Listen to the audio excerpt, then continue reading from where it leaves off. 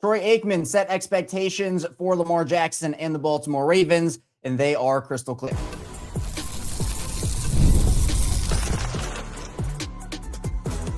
You are Locked On Ravens, your daily Baltimore Ravens podcast. Part of the Locked On Podcast Network, your team every day. You are Locked On Ravens. Welcome in to the show. I'm your host, Kevin Oestreicher of Ravens Wire. On today's show, Jaire Alexander opened up even further on his stint with the Baltimore Ravens and got even more vulnerable about it. And I want to talk about that because it does give really important context into his situation, really not just with the Ravens, but in the entire NFL. So we'll dive into that in the second part of the show. But first, Troy Aikman, he set clear expectations for Lamar Jackson and the Baltimore Ravens as they enter this 2026 season. So Aikman was on with Mike Greenberg over on ESPN on Get Up, and he outlined his expectations for Lamar Jackson and the Ravens. And what he ended up saying was, quote, "The expectations are what they've been. You expect Lamar to be in the MVP conversation. You expect the Ravens to be right there at the end of the day, which they typically have been. When you are a veteran QB, franchise QB, and you've had the years that Lamar has had, and now the coach leaves, you've got a young coach, first-time coach coming in, that puts a lot on the plate of the quarterback. So the expectations are certainly going to be higher for him. Hopefully he can stay healthy, but I don't think anything changes. They didn't make that change expecting any kind of rebuild or slow development as a football team. So the expectations are what they are. And he understands that, and he's probably feeling a little bit more of the heat than he otherwise would.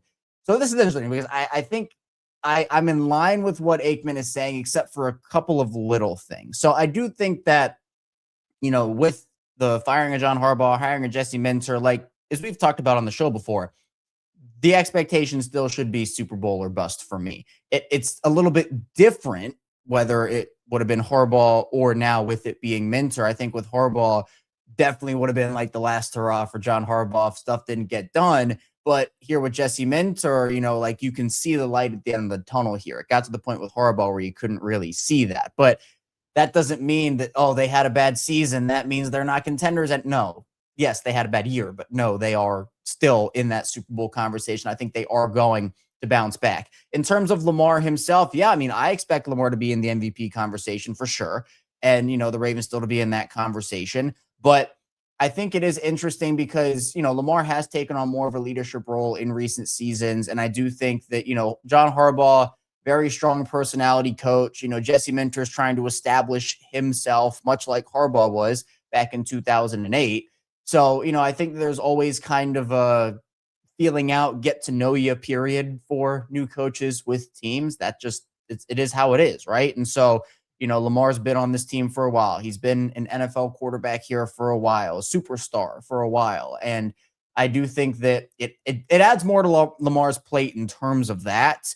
But, Lamar's been shouldering high expectations for his entire career practically, right? Like that's something he has had to deal with consistently. And those expectations and the team's expectations, it's nothing new to them. It's nothing new to Lamar. So, yes, I don't think anything changes. I think that standard should be back for the Ravens. And honestly, I think they have a better chance of reclaiming that standard with the changes that they did make. And so, with Declan Doyle coming in as the OC, Minter and Anthony Weaver working with that defense, the other coaches coming in, like there's so much to like about where the Ravens are headed. But with that does come the expectation where, we're not expecting this team to have the season that they had last year. I don't think anybody is, right? So I think you do need to, at least for me, what I try to do is I try to be aware of the fact that, I'm not expecting everything to go perfectly because one, nothing ever does over the course of a season. If that were the case, hey, the Ravens win the Super Bowl every season. I'd love that, but it's just not the reality of the situation. But I do think that there's a good chance that things work out in the Ravens' favor. Now, what does that mean? What does success look like for Lamar Jackson and Jesse Minter? I think for Lamar, obviously, it is getting back in that MVP conversation at the very least, having another great season, which I fully expect him to do this year behind a better offensive line in a better offensive system that I think suits everybody. So I'm excited for that. For Minter, though, I'm not putting the expectation of if the Ravens don't make or win the Super Bowl this season, just get Minter out of here, right? That's not what we're doing here, right? It's not. Where even Mike McDonald didn't win the Super Bowl in year one. Now he won it in year two, so maybe that's a thing. And again, I'm not saying the Ravens, like, there's no shot they do that in year one with Jesse Minter. I think there is a chance for sure. But what I'm saying is that if stuff does go the opposite way and there are some growing pains and whatnot, because we have to factor in every single potential possible option here. I'm not going to be on the, all right, get Jesse Minter out of here, get a new guy in that's more proven. No, Jesse Minter, just like everybody, anybody needs time to grow. Sometimes you snap of your fingers, boom, you're there, you're comfortable and you're going and you're rolling. Other times it takes a little bit. I do think that with the Ravens roster, with Jesse Minter's experience, with the staff he's surrounded himself with, I'd expect things to go smoother earlier than maybe some other coaches in different situations. But I do think that for Lamar, the thing that with Aikman I didn't really get is that he's feeling a little bit more of the heat than he otherwise would. I don't know if he meant necessarily like pressure or more so like leadership pressure from maybe Lamar feels it in terms of like, hey, I need to step up more and be a leader more than I already have been, because again, he's embraced that role more and more as his career has gone on. So maybe that is what he was referring to of like, all right, time to step up even further. And we know that Lamar, he showed up to the offseason program. I don't even know how many, I don't know if it was perfect attendance, maybe one or two guys missed. I'm not sure. But it seemed like a lot of the guys were there. And I think Lamar set that tone. So maybe that's it, where he's like, all right, this is my time to step up even further. If he's talking about pressure of winning and all that, again, like I mentioned earlier, I think that's been there.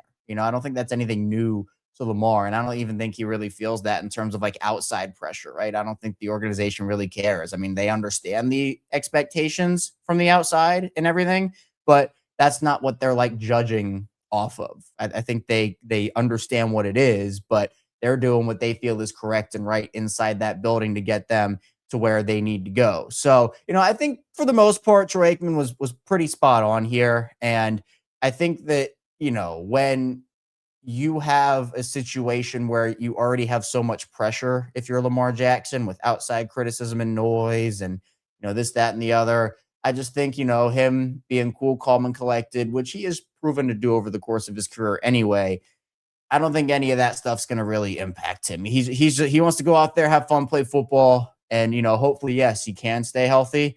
But, the Ravens made changes, but those changes were to get them back into contention territory, not to signal this, all right, we're going to build up a little bit here. Lamar is not getting any younger, right? He's not 35, but he's also not 25 either. So this, at the end of the year, Lamar's going to be 30 years old, which is still absolutely crazy. I can't even believe that, even just saying it. But I think for Baltimore, there is a high level of standard with this organization over the course of their franchise history for many different reasons. And I think that it's been great to see Jesse Minter embrace that. And obviously he's been with the organization, so he understands it. But, just seeing everybody else, even the new guys, embrace it as well, whether it be coaches, players, etc. So I'm pumped to see how this team performs this season. And I'm expecting big things from Lamar Jackson, Jesse Minter, and this team in 2026. Coming up, though, we'll dive into Jaire Alexander. He opened up even further about his time in Baltimore, got very vulnerable again on the situation, and I appreciated everything he had to say. So I want to talk about that and a lot more coming up next on Locked On Ravens.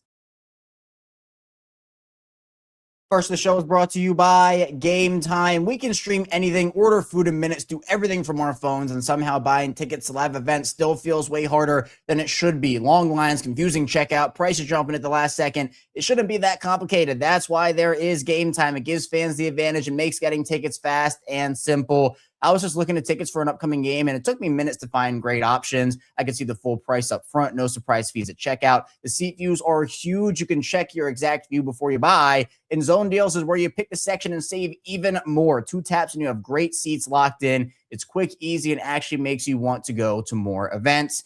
Take the guesswork out of buying tickets to every type of event with Gametime. Download the Gametime app, create an account, and use code LOCKEDON for $20 off your first purchase. Terms apply. Again, create an account and redeem code LOCKEDON for $20 off. Download the Gametime app today. And the show is brought to you by Square. Support for today's episode comes from Square, the system that helps fix one of the biggest headaches in running a business, Starting a business is exciting, but actually running it, that's where things can get complicated fast. Payments, inventory, staff, scheduling, online orders. It's a lot to manage. That's why Square brings everything together into one connected system. Square helps you take payments, track sales, manage inventory, and keep your business running smoothly without juggling a bunch of disconnected tools. One thing I've noticed that some of my favorite local spots is how seamless everything feels when they use Square. Checkout is quick, receipts are easy, and the whole experience just feels more organized. If you're starting a business or running one that deserves better tools, Square helps you sell, manage, and grow without slowing down. Right now, you can get up to $200 off Square hardware at square.com/go/lockedon NFL. That's SQUARE.com/GO/LockedOnNFL. Run your business smarter with Square. Get started today. And the show is brought to you by Rocket Money. If you've ever opened your bank account and thought, where did all my money go? You're not alone. Keeping track of subscriptions, spending, and bills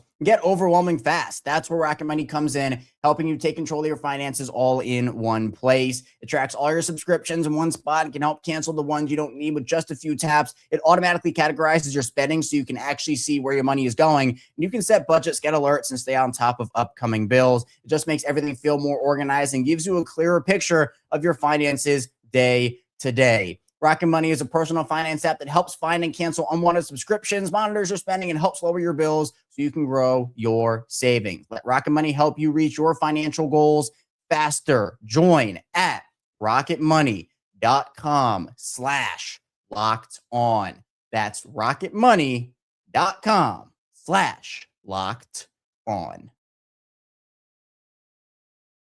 Moving along, Locked On Ravens, Kevin Oestreicher still here with you on this Wednesday, Locked On Ravens PM edition of the show here on the Locked On Podcast Network, your team every day, now the #1 sports podcast network. Thanks so much for being here and making Locked On Ravens a part of your day, your first listen. Each and every single day, we have 5 days a week plus more of daily Ravens coverage and content for you twice per day, Monday through Friday, 6 a.m. and 6 p.m. Eastern time. Plus, we have bonus episodes, instant reactions, watch alongs, the squad show, and the Everyday Club. So if you want to check out the Everyday Club for some extra content, be sure to check out the link in the description down below, as well as on the Locked On Ravens page on the Locked On website. All right, let's dive into Jaire Alexander. He opened up on his time with the Baltimore Ravens. And look, he talked a little bit about this. He made, there's been stuff that's been said about Jaire about his time in Baltimore. He opened up there. He was vulnerable there. But he put out an article in the Players Tribune and really dove deep into what happened with the Ravens. And I thought it was very big of him to do this. And I have a lot of respect for him being so vulnerable in telling his story. So he talked about the preparation for the game against Buffalo in week 1 and, mentioned how he wanted to show the world he was still an all-pro corner in that game because he just got dropped by the Packers, but his knee was still messed up from a PCL injury. He had surgery the previous year. And he said he was telling himself he had to be out there for the Bills game all preseason. So he was getting stem cell procedures in Atlanta and all of that. But he's pushing himself to be ready to go, but he was still having knee pain. And he understood and he kind of felt like he wasn't ready to be out on the field. He was trying to will his way through it, hyping himself up. But he wasn't good in that Buffalo game. And we all knew that. We talked about that. And he said he just wasn't where he needed to be physically, and it affected his mental. Apparently, the Ravens put him on a pitch count, 25 plays, dime package guy, and he knew during warmups he wasn't at his best. And he ended up admitting to Rodney Harrison before the game. He said, quote, "My knee isn't feeling the best. We're going to see how it goes." And, I guess he felt that okay, I'm saying that I might be in for a rough night. And he actually went over 25 snaps because he thought, hey, we have Nate Wiggins, Marlon, Humphrey, Shadobia Awuzie. We're good. But then, no, he played over 25, and he said that was the worst game he ever played in his entire life. And he embarrassed himself, talked about some of the different plays where, Josh threw across the middle, and any other day he's intercepting that ball, taking it the other way, but he didn't push off and drive. So he's late, and instead of picking it off, he makes the catch right there. So said things snowballed from there. Confidence started to falter, messing up all over the place. And it was a brutal game for him, and it affected his mental. So he talked about his time in Green Bay, said he knew it was over for him there when they wouldn't give him the iPad or get him the iPad and all of that stuff. He said he gets it's a business and all that type of stuff. And he wanted to be left alone and that he let himself down, and said that he actually ended up getting a puppy at some point or at that point. So he had some company and became his best friend, which was a really, feel good moment in the article itself. And it certainly seemed to help him, which is good. But, then he talked to Lamar Jackson, and Lamar told him, man, we'd love to have you on the team. We've got a spot for you. You'd like it here. And the organization embraced him in Baltimore right away, but he wasn't right physically or in a good place mentally. And, Baltimore knew they signed one of the best corners in the NFL, what amounted to a steal. And so the good vibes were there immediately. He needed time to recover, though, because he'd only spent about 2.5 months recovering after the surgery. And he said he was honest about that situation. But then after his first few practices in Baltimore, it became clear that the knee wasn't really adapting to the stress levels of camp. He was having swelling and pain. And he kind of pushed himself here because he said he knew his team needed him. So instead of doing the smart thing and just resting and fully recovering, he kept pushing towards the Bills game. And so, he's trying to psych himself into saying, hey, I can do anything I put my mind to, even if he was hurting. But, then he re-injured his knee on the practice field and got dejected about letting everybody down and all that type of stuff. So after the Bills game, he said it was the first time in his life where it crossed his mind, where he said, I don't know if I can continue playing football anymore. And, he said that after that game ended, he lost trust in himself as a player and all of that. So, really dejected him. And honestly, he said it was heartbreaking hearing what Rodney Harrison had to say about him after the game, which we talked about that on this show. We talked about Rodney's comments. He was pretty harsh to Jaire about what he had to say. And said he went home, cried his eyes out. And the next morning he said it was super embarrassed. He said it was so embarrassed to walk into the Ravens facility. It was the most embarrassed he's ever felt about a game. And at that point, he needed help. And, talking to the therapist after he got to the Ravens, one of the things that he realized he was struggling with was how things ended for him in Green Bay. He was still really hurt by the whole situation, and everything got magnified with all of that after the game. So he said that he thought the Ravens might cut him the next day, but the team knew his knee wasn't right, wanted to give him a chance and all of that. So he knew that he wasn't going to be able to keep pushing it. He needed the rest. And so the team started deactivating him for games, and he wasn't going to say, he wasn't going to say he was happy about it, but he wasn't super mad because, he went from being a Pro Bowler to not even being angry after being scratched for games, which is crazy. And so obviously the whole thing happens. He gets traded to Philly, all that type of stuff. And there was a point where, he's going to go out there. He's going to play against the Packers. That was their next game. But then his knee kept swelling up more and more. And, he was trying to not tell himself, here we go again. But, as much as he's trying to not think that way, he is thinking that way. So apparently the plan, he said, was the team was planning to have his knee drained before the game, then to give it a go against the Packers, and the Eagles had that plan. He remembered hearing the plan, checking his phone, seeing it was 7 degrees in Green Bay. And, he's tossing and turning in bed the night before they were supposed to be flying to Green Bay. And, he's worried and anxious and able to stop negative thoughts. And so he said at that point he couldn't do it anymore. And at 3 or 4 a.m., he sat up, texted everybody with the Eagles. He said, I'm sorry, but I don't think I'm going to do this.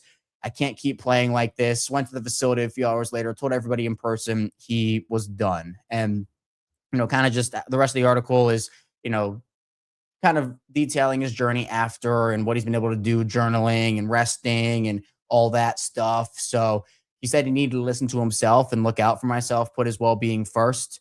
And, I give him a lot of credit for doing that.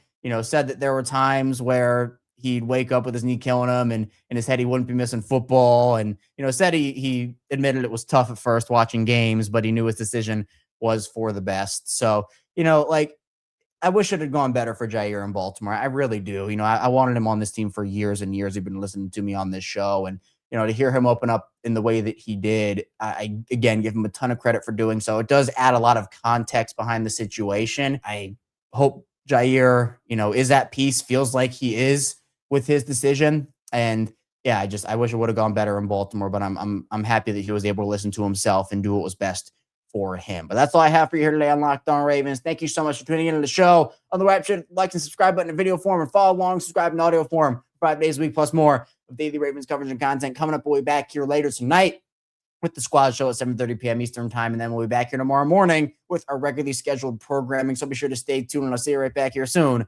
on Locked On Ravens.